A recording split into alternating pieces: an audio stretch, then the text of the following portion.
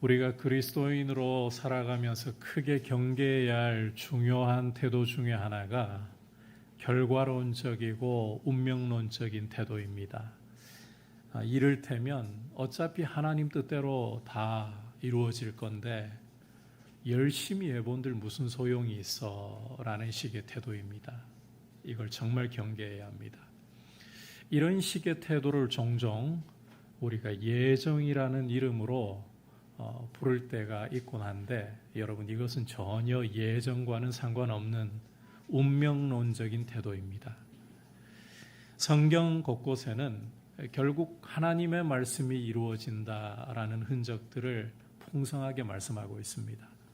하지만 십자가 주변에서보다 하나님의 말씀이 이루어진다는 사실을 더 잘 보여주는 곳이 없다 해도 과언이 아닙니다. 오늘 말씀은 우리 주님이 무리에게 체포되어 가시는, 그리고 공회 앞에 서시는 과정과 그 과정에서 제자들이 주님을 버리고 부인하는 모습을 보여주고 있습니다. 이 과정에서도 성경 말씀이, 하나님의 말씀이 이루어지고 있습니다. 하지만 성경이 이루어진다 할지라도 이루어지는 모양이 너무나 다릅니다. 자, 이제 함께 이 부분에 대해서 말씀을 살펴보면서 우리에게 주시는 메시지를 귀를 기울여 들으려고 합니다. 43절을 보시면 12 중에 하나인 유다가 왔다라고 말씀하고 있습니다. 혼자 온 것이 아니라 달갑지 않은 무리를 이끌고 왔습니다. 이들은 대제사장들과 서기관들과 장로들에게서 파송된 무리였는데 검과 몽치로 무장을 하고 유다와 함께하고 있었습니다. 이들은 다름 아닌 예수를 체포하려고 온 무리. 이어지는 44절을 보시면 이미 유다와 어떻게 예수를 체포할 것인가, 이 신호를 짜맞춰 놓은 상태로 찾아온 무리였습니다. 자, 그렇게 모의한 대로 유다가 주님께로 나아와서 랍비여 하면서 입을 맞추자 무리는 즉각 달려들어서 주님을 체포합니다. 그러자 곁에 있던 사람들 중에 한 사람, 요한복음을 참고해 보면 베드로가 칼을 뽑아서는 대제사장 종의 귀를 쳐버립니다. 이런 상황에 대해서 과연 이제 우리 주님은 어떤 반응을 보이고 계시는가? 우리 함께 48절과 49절 말씀 한 목소리로 읽어보겠습니다. 시작. 예수께서 무리에게 말씀하여 이르시되 너희가 강도를 잡는 것 같이 검과 몽치를 가지고 나를 잡으러 나왔느냐? 내가 날마다 너희와 함께 성전에 있으면서 가르쳤으되 너희가 나를 잡지 아니하였도다. 그러나 이는 성경을 이루려 함이니라 하시더라. 자, 주님 말씀이 보여주는 것은 이 체포, 예수님을 체포하는 것이 단순히 사람이 원한다고 해서 이루어질 수 있는 일이 아니라는 것입니다. 왜냐하면 주님이 날마다 그들과 함께 성전에 계시면서 가르치셨지만 그때는 아무도 손을 대어 주님을 잡는 이가 없었기 때문이라는 것입니다. 보다 정확히 표현하면 이들이 성전에서 주님이 가르치실 때 사실은 주님을 잡아 죽이고 싶은 마음이 꿀떡 같았습니다.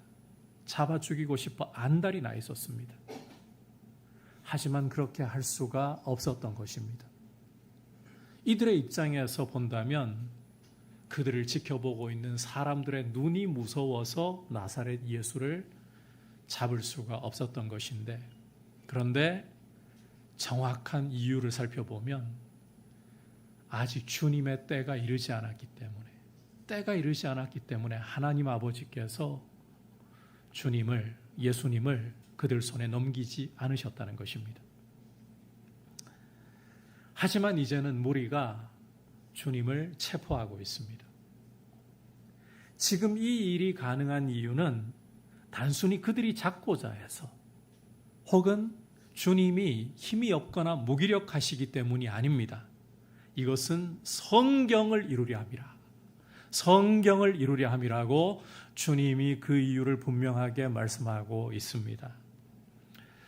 이 증거를 여러분께서 동일한 사건을 기록하고 있는 마태복음 26장 52절부터 54절까지에서 볼 수가 있는데, 베드로가 주님을 보호한답시고 칼 뽑아가지고 대제사장 종 귀를 쳐버렸다 그랬잖아요. 그러자 주님께서 마태복음 26장 52절부터 54절에서 이런 말씀을 하고 계십니다. 같이 읽어보겠습니다. 시작. 이에 예수께서 이르시되 내 칼을 도로 칼집에 꽂으라. 칼을 가지는 자는 다 칼로 망하느니라. 너는 내가 내 아버지께 구하여 지금 12군단 더 되는 천사를 보내시게 할 수 없는 줄로 아느냐. 내가 만일 그렇게 하면 이런 일이 있으리라 한 성경이 어떻게 이루어지겠느냐 하시더라. 자, 이 말씀을 보시면 주님께서는 당신에 대해 기록한 성경을 이루시려고 체포를 당하고 계신다. 거듭 강조하지만 모리가 주님을 체포하려고 작정해서나 혹은 주님이 힘이 없고 무기력해서가 아니라는 것입니다. 오직 성경을 이루시기 위해, 성경을 이루시려고 체포를 당하시는 것이다. 이제 이어지는 공회 앞에 서신 모습 역시 마찬가지입니다. 성경을 이루시려고 하는 모습을 우리가 공회 앞에서도 볼 수가 있습니다. 자, 53절로 여러분께서 건너가 보시면 모리가 주님을 끌고 대제사장에게로 갔다라고. 자, 그러자 대제사장들과 장로들과 서기관들이 다 모였다라고 묘사하고 있는데, 이것은 유대 최고 의결 기관이었던 산헤드린 공회가 모인 것을 말하고 있습니다. 자, 이들이 모인 이유는 두말할 필요도 없이 55절에서 묘사하는 것처럼 예수를 죽이려고 그를 칠 증거를 찾기 위함이었습니다. 예수를 죽일 증거를 찾기 위해서 이 산헤드린 공회, 우리로 치면 국회가 모였다라는 것입니다. 여러분, 원래 모세 율법은 사람을 죽이려고 하더라도 무고한 희생이 발생하지 않도록 하기 위해서 확실한 증인을 확보하려고 명하고 있습니다. 다시 한번 설명드립니다. 모세 율법이라는 것은 사람을 죽일 때에도 무고한 희생이 발생하지 않도록 하기 위해서 확실한 증인을 요구하고 있어요. 자, 그러니까 여러분, 지금 이 공회가 모인 건 한마디로 코미디 막장극이 벌어지고 있는 겁니다. 모세 율법을 지키기 위해서 지금 산헤드린 공회가 모여서 증거를 확보하려고 하는데, 그 목적이 원래는 사람을 무고하게 희생시키지 않기 위함인데, 지금 이들이 모여가지고 증거를 확보하려고 하는 것은 무고한 희생을 원하는 게 아니라 예수를 잡아 죽일 증거를 얻고자 함이라는 거예요. 잡아 죽일 증거를 얻고자. 공회가 이렇게 불순한 의도로 모였다라는 것을 증명하는 것이 55절 후반부부터 59절까지 말씀에서 잘 드러나고 있습니다. 온 공회가 예수를 칠 증거를 찾았지만 얻지 못했다라고 말씀하기 때문입니다. 자, 그 예로서 어떤 사람들이 일어나서 예수님을 쳐서 증언을 하는데, 우리가 그의 말을 들으니 손으로 지은 이 성전을 내가 헐고 손으로 짓지 아니한 다른 성전을 사흘 동안에 지으리라 하더라, 이렇게 하는데, 이 증언들도 맞지 않아 가지고 증언 채택이 불가능하다. 그러니까 이 공회가 끌어모은 증인들이 다 거짓 증인들이라는 거예요. 가짜 증언만 늘어놓는 사람들이라는 겁니다. 코미디 막장극이 벌어지고 있는 거예요. 자, 이런 상황에서 이제 대제사장이 예수를 잡아 죽일 증거를 얻고자 해도 얻을 수가 없기 때문에 이제 자신이 일어나서 주님을 추궁하기 시작합니다. 먼저는 60절에서 보듯이 너는 아무 대답도 없느냐? 이 사람들이 너를 치는 증거가 어떠하냐라고 추궁합니다. 이에 대해서 주님은 61절을 계속 보시면 아무런 대답도 하지 않으셨다. 아무 대답도 하지 않으셨다라고 묘사를 하고 있어요. 여러분, 어떻게 보면 이게 대꾸할 가치조차 없는 코미디 막장극이잖아요. 그래서 주님이 대꾸하지 않으셨다라고도 볼 수 있을 것 같습니다. 그런데 여러분, 이 모습은 정말 대꾸할 가치가 없어서 그저 침묵하시는 모습이 아닙니다. 우리 주님이 이 땅에 육신으로 오시기 약 700여 년 전에 이사야 선지자가 이 땅에 오셔서 고난받는 주님의 모습을 미리 묘사를 했습니다. 어떤 모습으로 묘사를 하고 있는가? 우리 이사야 53장 7절 말씀 한 목소리로 읽어보도록 하겠습니다. 시작. 그가 곤욕을 당하여 괴로울 때에도 그의 입을 열지 아니하였으며 마치 도수장으로 끌려가는 어린 양과 털 깎는 자 앞에서 잠잠한 양같이 그의 입을 열지 아니하였도다. 자, 앞서 말씀드린 것처럼 공회가 지금 우리로 치면 국회 청문회가 워낙 막장으로 가니까 대꾸할 가치가 없다 이렇게 볼 수도 있겠지만 여러분, 그것보다는 주님의 침묵은 말씀을 이루시기 위한 것이었어요. 그가 곤욕을 당하여 괴로울 때에도 그 입을 열지 않았다라는 이사야의 말씀, 성경의 말씀, 마치 도수장으로 끌려가는 어린 양과 털 깎는 자 앞에서 잠잠한 양같이 그 입을 열지 않았다는 성경 말씀을 이루시기 위해 주님은 침묵하셨다는 것입니다. 성경 말씀을 이루시려고. 반면 대제사장이 내가 찬송받을 이의 아들 그리스도냐, 하나님의 아들 그리스도냐 이렇게 추궁할 때에는 주님께서 다음과 같이 당당하게 증언을 하십니다. 우리 62절 함께 한 목소리로 읽어보겠습니다. 시작. 예수께서 이르시되 내가 그니라 인자가 권능자의 우편에 앉은 것과 하늘 구름을 타고 오는 것을 너희가 보리라 하시니. 자, 여러분, 이 말씀 때문에 이어지는 63절부터 65절까지를 보시면 공회는 우리 주님께 사형을 언도하는, 우리 주님은 공회로부터 사형을 언도받는 결과를 맞이하시게 되는 것입니다. 여러분 보십시오. 거짓 증언이 난무할 때는 침묵하시더니 왜 갑자기 내가 하나님의 아들 그리스도냐라는 질문을 받으실 때에는 내가 그니라 당당하게 증언을 하시는 것일까? 왜 이로 인해 사형이 언도되는 결과를 맞으시느냐? 왜?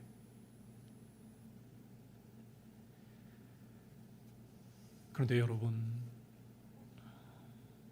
이 경우 역시 주님이 성경을 이루고 계시는 상황이다라는 것을 주목할 필요가 있습니다. 여러분, 주님은 자기를 부인하실 수 없는 분이에요. 당신이 누구이신가? 하나님의 아들이시라는 사실을 부인하실 수가 없는 분이시기 때문에 자기를 증언하시는 겁니다. 그리고 인자가 권능자의 우편에 앉은 것과 하늘 구름을 타고 오는 것을 보리라. 이것은 다니엘 7장 13절과 14절 말씀을 주님께서 인용하셔서 말씀하시는 거예요. 다니엘 7장 13절과 14절을. 결국 주님은 당신의 목숨까지도 걸고서 성경을 이루려고 하고 계신다.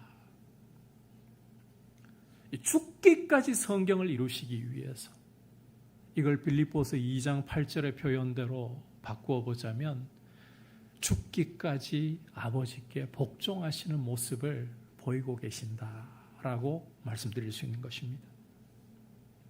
정리하자면 오늘 우리가 십자가로 가까이 다가가시는 우리 주님의 모습을 보면 그 모든 모습에서 성경을 이루시기 위해 자기를 그야말로 다 던지시는, 올인하시는 모습을 보여주고 계신다라고 정리를 할 수가 있습니다. 주님은 성경을 이루기 위해서 올인을 하시는 것이다. 여러분, 어떻게 우리 주님께서 성경을 이루시기 위해 자기의 목숨까지도 걸고 계시는 것일까? 우리는 주님의 모습을 보면서 너무 쉽게 이런 생각을 가질 수도 있어요. 그야 주님이니까. 그야 하나님의 아들이니까. 당연히 능동적으로 적극적으로 하나님 말씀을 이루실 수 있겠지. 그런데 여러분, 우리는 주님의 이 모습 속에서 단지 하나님의 아들이라는 이유를 들면서 퉁치고 넘어가려고 해서는 안 됩니다. 그건 성경이 우리에게 주는 메시지를 놓쳐버리는 것입니다. 여러분, 우리 주님의 이 모습을 이해하기 위해서 주님이 우리와 똑같이 100% 우리와 똑같이 사람으로 이 땅에 오셨다는 사실을 잊어서는 안 됩니다. 여러분, 예수 그리스도는 우리와 100% 똑같은, 다시 한번 강조합니다. 우리와 100% 똑같은 사람이 되어서, 완전한 사람이 되어서 이 땅에 오셨습니다. 따라서 문자 그대로 우리와 똑같은 연약함을 겪으셔야 했고, 우리와 똑같이 시험을 당하실 수밖에 없으셨습니다. 주님이 우리와 다른 것이 딱 한 가지 있다면 그 한 가지는 죄가 없으시다. 죄가 없으시다. 이것 말고는 우리와 완벽하게 똑같은 사람이십니다.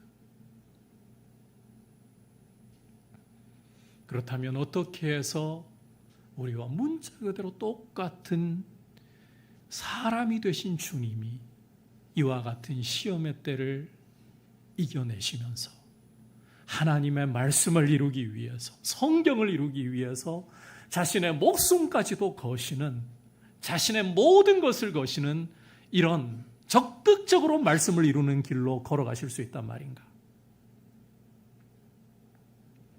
이것은 우리가 지난 시간에 보았던 일에서 답을 얻을 수가 있어요.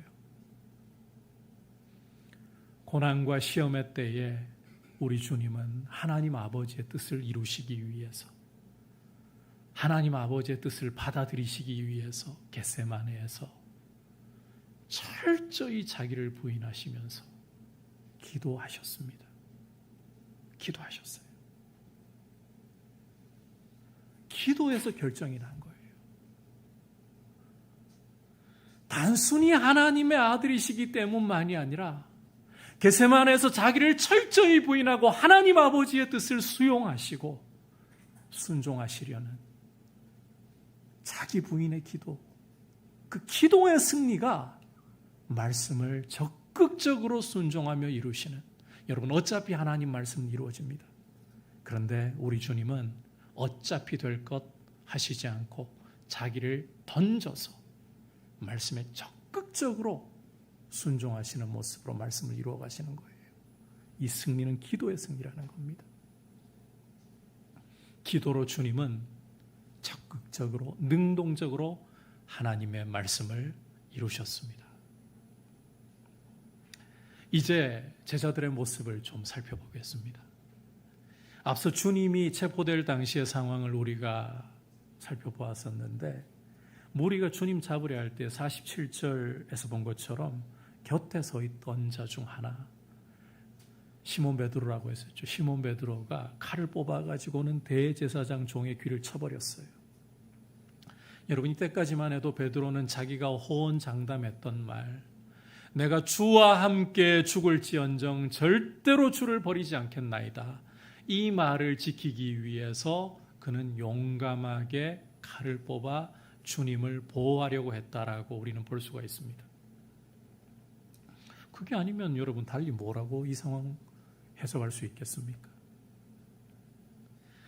하지만 이처럼 주님을 보호하려고 하는 베드로의 노력에도 불구하고 주님께서는 자기를 잡으려 온 무리에게 순순히 잡혀서 끌려가시는 겁니다. 상황이 이렇게 흘러가자 제자들 어떻게 하고 있습니까? 50절 보시면 다 예수를 버리고 도망했다라고 말씀하고 있습니다. 이어지는 51절과 52절을 보시면 한 청년이 벗은 몸에 배 헛이불을 두르고 주님 따르다가 주님이 무리에게 잡히시니까 이 배 헛이불을 던져버리고 벗은 몸으로 도망을 했다라고까지 묘사를 하고 있습니다. 여러분, 이 청년은 다름 아닌 마가 요한이라는 해석이 지배적이에요.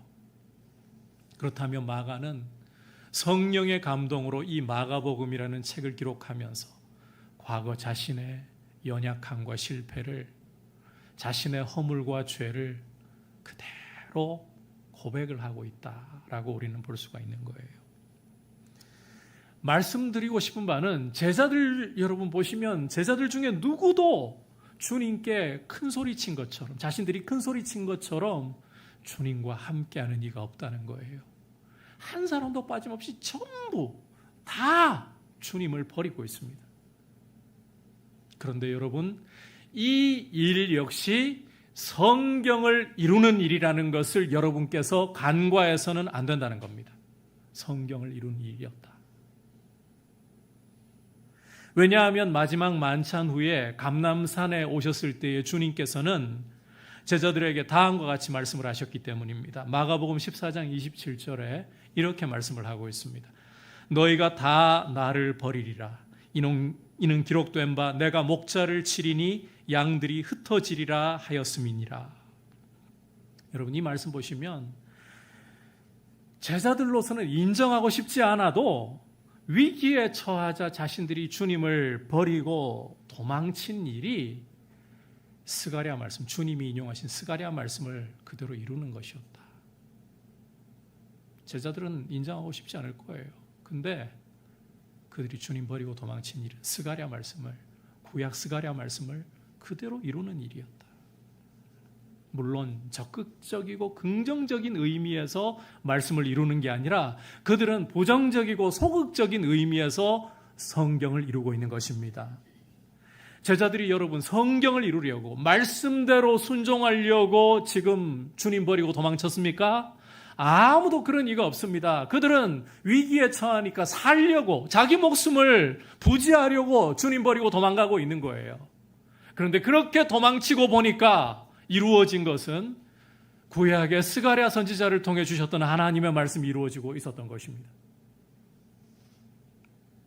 이어지는 66절부터 베드로의 모습 역시 마찬가지입니다.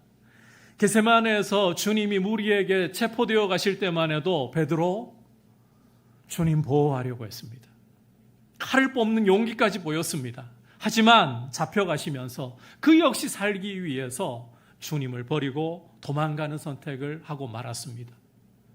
하지만 베드로는 자기가 호언장담했던 거, 다른 사람들은 다 주를 버릴지라도 나는 주를 버리지 않겠나이다, 죽어도 주를 버리지 않겠나이다, 이 호언장담했던 것 때문에 양심의 가책이 와서인지 멀찍이에서 주님을 따라가서 대제사장 집 뜰까지는 들어갑니다. 54절에서 보듯이 예수를 멀찍이 따라 대제사장 집들 안까지 들어가서 아래 사람들과 함께 앉아 불을 쬐었다. 이게 베드로의 모습이에요. 문제는 그 다음입니다. 66절과 67절을 보시면 대제사장 집 아랫뜰에서 베드로가 불 쬐고 있는 것을 본 대제사장의 여종 하나가 너도 나사렛 예수와 함께 있었다, 베드로에게 그렇게 말을 합니다. 묘사는 없지만 베드로는 소스라치게 놀랐을 거예요. 하지만 최대한 자신의 당황함을 억누르면서 나는 내가 말하는 것이 무엇인지 알지도 못하고 깨닫지도 못하겠다 하면서 앞뜰로 문 쪽으로 자리를 피합니다. 이런 모습을 보고 68절에서 여종이 곁에 있는 사람들에게 다시 이 사람은 그 도당이라고 하자 베드로는 재차 부인을 합니다. 하지만 사람들은 베드로를 가만 내버려 두지 않습니다. 70절을 보시면 조금 후에 곁에 있는 사람들이 베드로를 보고서 너도 갈릴리 사람이니 그 도당이 틀림없다 하면서 베드로를 추궁합니다. 그러자 베드로 이제는 71절에 어떻게 하느냐, 저주하며 맹세하되 나는 너희가 말하는 이 사람을 알지 못하노라 라고 대답을 합니다. 그러자 72절을 보시면 닭이 2번 울었어요. 이때 베드로가 어떻게 했느냐, 우리 함께 72절 이에 베드로가부터 읽어보겠습니다. 시작. 이에 베드로가 예수께서 자기에게 하신 말씀 곧 닭이 2번 울기 전에 내가 3번 나를 부인하리라 하심이 기억되어 그 일을 생각하고 울었더라. 여러분, 결국 베드로에게 일어난 일 역시 무엇을 보여주고 있습니까? 자기가 일부러 하려고 한 일은 아니에요. 위기에 빠져서 그 위기를 모면하려고 한 일이었을 뿐입니다. 그런데 주님의 말씀이 그대로 이루어졌습니다. 닭 울기 전에, 이 밤 닭 울기 전에 내가 나를 3번 부인하리라. 그 말씀이 이루어졌어요. 베드로 역시 적극적이고 긍정적인 의미에서 주님의 말씀을 이룬 것이 아니라 부정적이고 소극적인 의미에서 자기가 살기 위해서 주님을 부인한 것뿐인데, 그런데 이루어지고 보니까 주님 말씀이었다. 여러분, 우선 이 질문부터 좀 하고 싶은데, 베드로를 위시해서 제자들을 위시해서 특히 이 베드로 왜 이렇게까지 큰 실패를 하게 된 겁니까?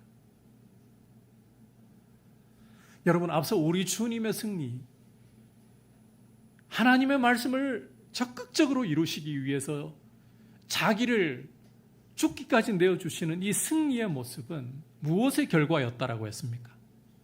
바로 기도의 승리였다고 했었죠. 기도하는데 승리하셨기 때문에 주님은 자기를 말씀을 이루는 일에 적극적으로 능동적으로 던지실 수가 있으셨던 거예요. 자, 그렇다면 이걸 가지고 제자들의 실패를 본다면 제자들의 실패가 무엇 때문이라는 것입니까?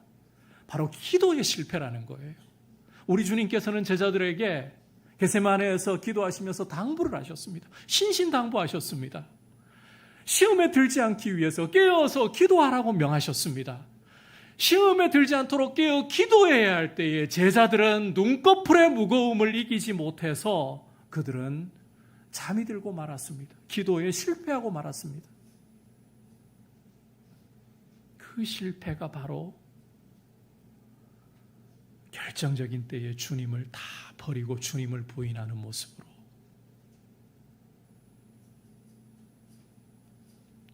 결국 기도의 실패가 제자들의 실패를 가져온 거예요. 이래서 기도가 너무 중요하다는 겁니다. 여러분, 기도라는 것은 그저 남들보다 조금 더 경건하기 위해서, 그저 남들보다 구하는 것을 좀 더 얻기 위해서 하는 행위가 아닙니다. 기도는 살아계신 우리 하나님 아버지께 그 자비하신 보좌 앞에 나아가서 우리의 마음을 쏟아 놓으면서 하나님의 음성에 귀를 기울이면서 그 하나님의 말씀을 받아들이는 하나님과의 소통의 중요한 길입니다. 그게 기도입니다. 여러분, 우리 위해서 아들을 십자가에 아끼지 않고 내어주셔서 그 피로 우리의 죄를 사하시고 우리가 하나님을 아버지라 부르면서 하나님의 보좌 앞까지 두려움 없이 담대하게 나아올 수 있도록 새롭고 산 길을 열어주시고 우리의 기도에 귀를 기울여 주시는 하나님 아버지께 우리 마음을 아뢰면서 하나님 아버지의 음성에 귀를 기울이면서 하나님과 소통하는 것, 그게 바로 기도라는 거예요. 여러분, 기도해야 하나님의 음성을 들을 수가 있고 기도해야 하나님의 뜻을 내 것으로 받아들일 수가 있게 되는 것입니다. 여러분, 기도를 해야 시험의 때가 올 때에 시험을 이기고 승리할 수가 있는 것입니다. 하나님 아버지께로부터 은혜를 공급받아서 긍휼하심을 얻어서 시험을 이길 수가 있는 거예요. 바꿔 말하면 기도해야 적극적으로 하나님의 말씀을 이루는 길을, 소극적이고 부정적으로 이루어지는 게 아니라 성경 말씀을 이루는 길을 걸어갈 수 있게 된다. 앞서 본 것처럼, 우리 주님에게서 본 것처럼 우리는 성경 말씀을 적극적이고 능동적으로 순종하는 삶을 살아갈 수도 있고, 반대로 제자들에게서 본 것처럼 부정적이고 소극적으로 성경 말씀이 이루어지는 삶을 살아갈 수도 있습니다. 여러분, 우리의 삶은 하나님이 이 세상을 창조하시고 그 능력의 말씀으로 이 세상을 다스리고 계신다면 우리의 삶은 하나님의 말씀이 이루어지는 무대입니다. 결국 이루어지는 것은 하나님의 말씀입니다. 그런데 여러분, 하나님 말씀이 이루어진다고 똑같이 이루어지는 게 아니에요. 하나님의 말씀을 우리가 적극적으로 순종하면서 그 말씀을 이루게 하시도록 우리 삶을 붙들어 가실 수 있고, 반대로 불순종하고 넘어져도 말씀이 이루어져 버리는 이런 결과가 나올 수도 있는 거예요.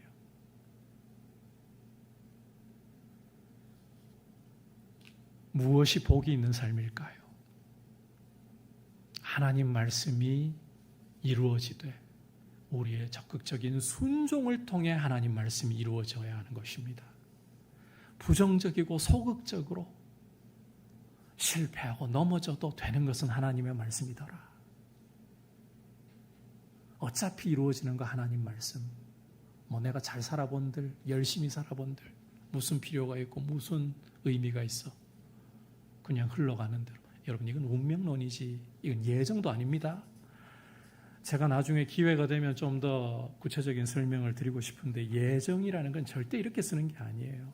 이건 운명론이에요. 운명론. 어차피 되는 건 하나님 말씀이야. 그러니 내가 잘 살아본들 무슨 소용이 있어. 이건 운명론이에요. 운명론. 예정 아닙니다. 간단하게만 설명드리자면 예정은 하나님의 은혜를 기억하고 높이는 데만 쓰는 거예요. 내가 걸어온 길을 다 돌아보니까 내가 한 것처럼 보이는데 알고 보니 하나님의 은혜로 온 것이다. 이걸 자랑하는 게 예정이지,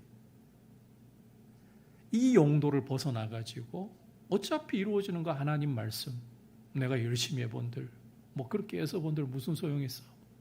어차피 될 거야.